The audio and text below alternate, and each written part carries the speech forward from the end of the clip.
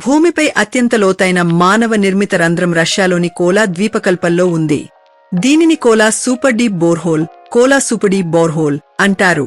Soviet union శాస్త్రవేత్తలు భూమి పొరలను అధ్యయనం చేయడానికి 1970లో ఈ తవ్వకాలు ప్రారంభించి దాదాపు 12.2 కిలోమీటర్ల 40,230 అడుగులు లోతు వరకు తవ్వారు.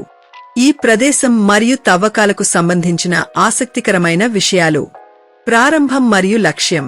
అంతరిక్ష పరిశోధనల్లో అమెరికా, రష్యాల మధ్య పోటీ ఉన్నట్లే భూమి లోపలికి ఎంత దూరం వెళ్లగలమనే దానిపై రష్యా ఈ ప్రాజెక్టును మే 1924న ప్రారంభించింది.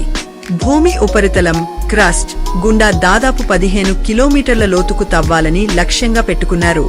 తవ్వడం ఎందుకు ఆపేశారు?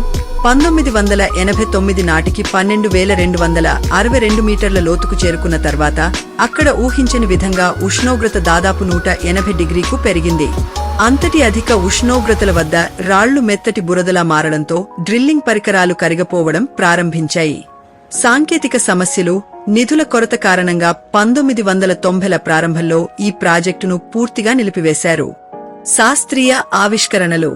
ఈ లోతైన ప్రదేశంలో శాస్త్రవేత్తలు 2.7 బిలియన్ సంవత్సరాల నాటి పురాతన శిలలను, సూక్ష్మజీవుల శిలాజాలను కనుగొన్నారు.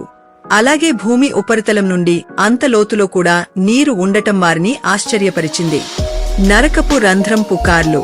ఈ రంధ్రం భూమి పొరల్లోకి చాలా లోతుకు వెళ్లడం వల్ల కొంతకాలం పాటు భూమి లోపలి నుండి అరుపులు వినిపించాయని, ఇది నరకానికి ద్వారం అని ప్రపంచవ్యాప్తంగా పుకార్లు వ్యాపించాయి. అయితే ఇవి పూర్తిగా అవాస్తవాలని శాస్త్రవేత్తలు కొట్టిపారేశారు.